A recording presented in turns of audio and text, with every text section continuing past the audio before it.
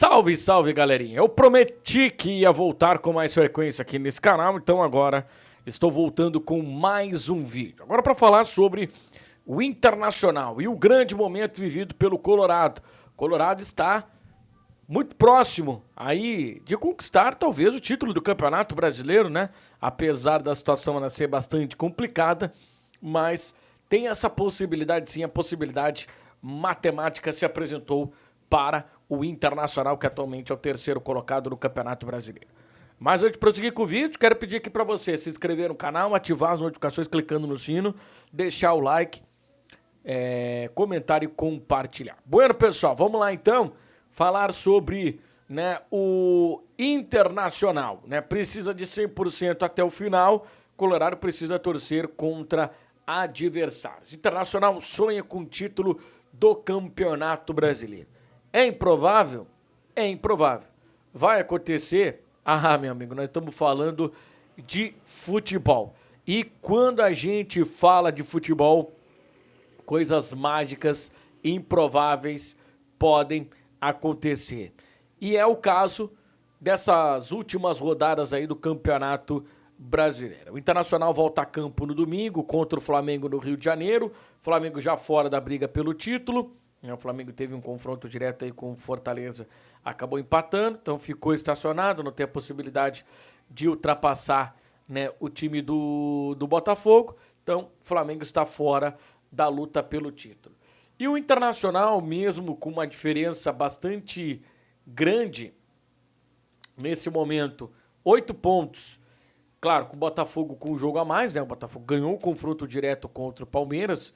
Essa distância ela pode ser encurtada para 5 pontos, caso o Internacional vença o Flamengo nesse domingo. E ela pode ficar em 2 pontos, caso o Internacional vença o confronto direto contra o Botafogo na quarta-feira da semana que vem.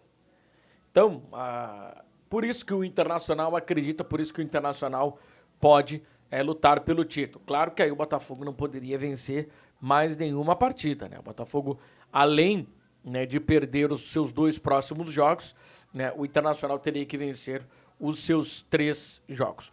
Mas eu acho que, além da possibilidade do Inter lutar, né, pelo título do Campeonato Brasileiro, em um ano que foi um ano extremamente complicado, né, com troca de técnico, né, com recalculando a rota, né, o time do Internacional, com enchente, com um péssimo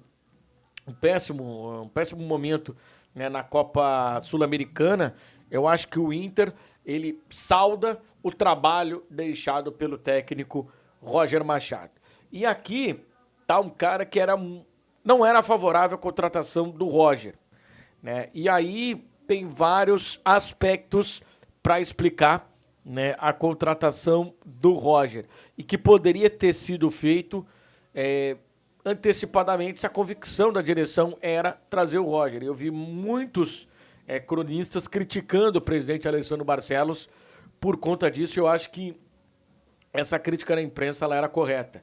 Porque se a convicção era no Roger Machado, se eles acreditavam que o Roger Machado poderia fazer um trabalho bom, que ele deveria fazer o trabalho bom, que ele seria o cara responsável por resgatar o Internacional, o Roger Machado já era para estar, né, se não no dia após o pedido de saída e a demissão, né, do técnico Eduardo Cudê, mas 2, 3 dias depois, porque o Roger Machado estava em Caxias do Sul, né, e ele, enfim, conhecia o elenco do Inter, então seria muito mais rápido, daria pelo menos para o Inter também salvar, né, a Copa Sul-Americana. E o Inter quase conseguiu, né, reverter o placar diante do Juventude na Copa do Brasil, né, se não fosse tudo aquilo que aconteceu naquela tarde lá em Caxias do Sul. Bueno, mas, né, o Internacional, ele fez um ano abaixo da expectativa e abaixo desse elenco montado, não chegou mais um ano na final do Campeonato Gaúcho, foi eliminado na terceira fase da Copa do Brasil pela equipe do Juventude e caiu na fase de playoffs da Copa Sul-Americana. Se esperava o Inter pelo menos chegando aí na fase semifinal da Copa Sul-Americana, tinha time, tinha condições para chegar nesse ponto, tinha time, tinha condições para chegar pelo menos nas quartas de final da Copa do Brasil. Isso, além de ser metas esportivas, eram metas orçamentárias, né? Estavam dentro do balanço do Inter, da projeção de faturamento, né? Chegar até as quartas de final, semifinal da Copa do Brasil, até a semifinal da Copa Sul-Americana, a decisão do Campeonato Gaúcho e G4 do Campeonato Brasileiro. Vai conseguir cumprir pelo menos o G4 do Campeonato Brasileiro, já que o Inter está na terceira colocação. Mas o que realmente o torcedor do Internacional precisa comemorar nesse final de ano foi a identidade que esses jogadores acabaram tendo com o Roger. E o Roger é um personagem diferente. Se por várias vezes quem conviveu com o Roger dentro do vestiário dizia que ele era um técnico que não tinha o controle total do vestiário, né, que ele tinha um pouco de dificuldade para conseguir, né, assimilar, que os jogadores assimilassem não só a ideia de jogo, treinamento, sobre padrão tático, sobre explicar como é que funciona dentro do campo. Os jogadores que trabalharam com o Roger é só elogio. Eles adoram a metodologia de trabalho do Roger. Mas a gente sabe que no vestiário sempre tem aquele algo mais. Sempre precisa daquele algo mais. E qual é o algo mais? A proteção ao jogador. A não deixar o jogador exposto, mesmo que ele erre, né, e esse erro tenha um resultado ruim para o time, né, não deixe ele na mão. Não jogue ele para cima.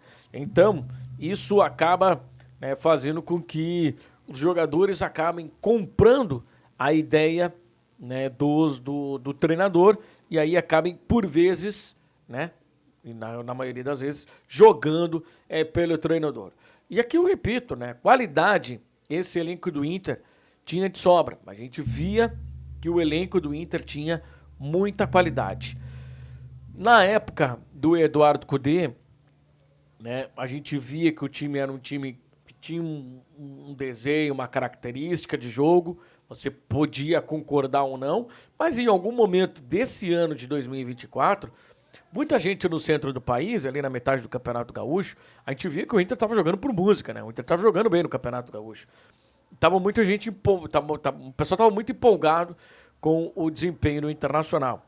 Só que aí vieram as fases decisivas, o time não conseguiu performar, teve azar de não conseguir inscrever o Borré no Campeonato Gaúcho, teve azar do Alário não estar numa boa fase, teve azar do Ener Valencia ter se machucado num aquecimento do Inter, que o Bustos deu um carrinho.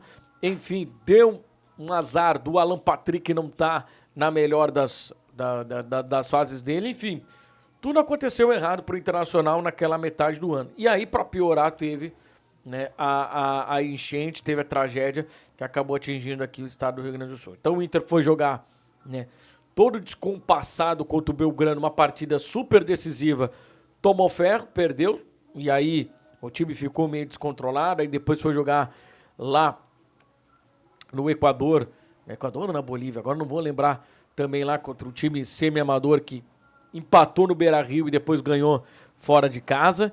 E aí na última rodada, jogando contra o Delfim no Alfredo Jaconi, conseguiu aí a vitória que levou o Internacional para a fase de playoffs para pegar o Rosário Central, que tinha sido o terceiro colocado da Copa Libertadores da América. E se você olhar o jogo contra o Rosário Central, cara, é impressionante a força que o Inter faz para perder o jogo, né? Aí tem um erro bizonho do Rômulo, e aí muita gente acabou condenando o Rômulo fora, jogador medíocre, não serve para jogar no Internacional. E naquele período o Inter estava com o Fernandes, né, o Pablo Fernandes como treinador.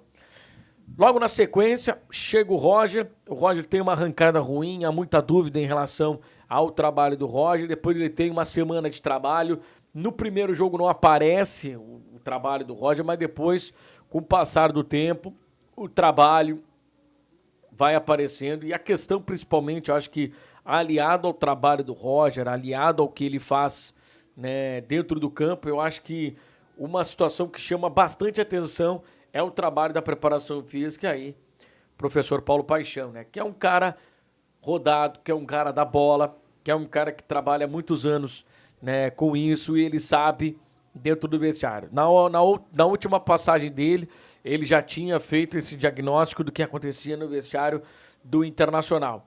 E a partir desse diagnóstico do Paixão, vazou um áudio, o Internacional tomou todas as medidas a respeito, né, do que o Paulo Paixão havia falado naquele áudio.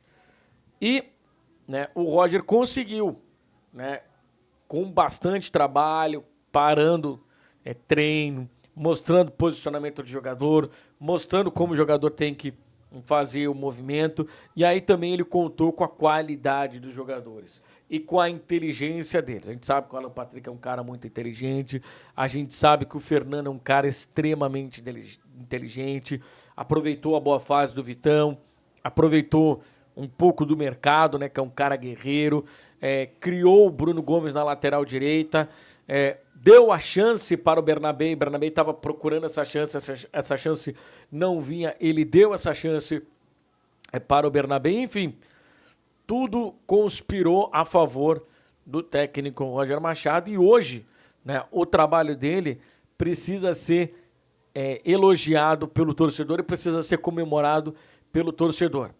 Vai dar certo em 2025? A gente não sabe, porque o Inter também entrou em 2024 com uma espinha dorsal montada, né, e com tudo ao seu favor, diferente dos seus adversários, principalmente olhando para o Grêmio, que teve que remontar um time, porque de 2023 ele tinha Soares, que era 95% do time. Então o Grêmio tinha que remontar o seu time. O Inter não. O Inter tinha espinha dorsal e o Inter ainda conseguiu adicionar mais algum ou outro jogador, né? Conseguiu agregar muita qualidade. Entre elas o Borré, o Wesley, né, que chegou ainda no Campeonato Gaúcho. O próprio Fernando, que não conseguiu ser inscrito no Campeonato Gaúcho. Enfim, o Inter conseguiu agregar muita qualidade no seu elenco. Só que aí as coisas acabaram não acontecendo pelo imponderável do futebol, a eliminação para o Rosário Central, a eliminação para o Juventude, e aí o Inter tem um atraso no Campeonato Brasileiro, por mais que ele tenha, antes da tragédia, ele tenha começado muito bem, né, o Campeonato Brasileiro, ele estava lá em cima, ele estava lá ponteando lá em cima, depois a tragédia, jogos paralisados, depois quando volta o Inter perde posições e depois quando o Inter consegue se achar, retoma essas posições e está lá na frente. Então o Inter nunca teve muito distante lá da parte de baixo da tabela. Mas também nunca esteve tão próximo da briga pelo título como está agora. Eu acho que para o torcedor estar envolvido numa possibilidade do título, né, já ameniza o que foi o ano, que era um ano extremamente promissor. E aí fica aquela expectativa para 2025. Agora, com uma espinha dorsal montada, né, com um treinador que conseguiu convencer os jogadores a ideia de jogo. A ideia de jogo do treinador deixa os seus principais jogadores confortáveis dentro do campo. Tira o melhor do Alan Patrick, tira o melhor do Borré, tira o melhor do Wesley. Quando o Ener Valencia entra, contribui bastante, né, tem outras opções. Tira o melhor do Bernabé. Enfim, tira o melhor do Fernando, tira o melhor de todos os jogadores do Internacional. Então vamos ver se para 2025 o Internacional consegue entrar com a faca nos dentes, né? Consegue ser um time decisivo. O Inter nos últimos anos tem tido alergia a decisões. Pipoca no momento decisivo, pipoca no momento em que precisa ser efetivo. Vamos ver daqui para frente se as coisas vão mudar para o Colorado. Enfim. Gostou do vídeo? Então tá, meus amigos. Se inscrevam no canal, ativem aí as notificações clicando no sino, deixe o like de vocês, curta, comente e compartilhe. Um abraço e até o próximo vídeo, gente. Tchau.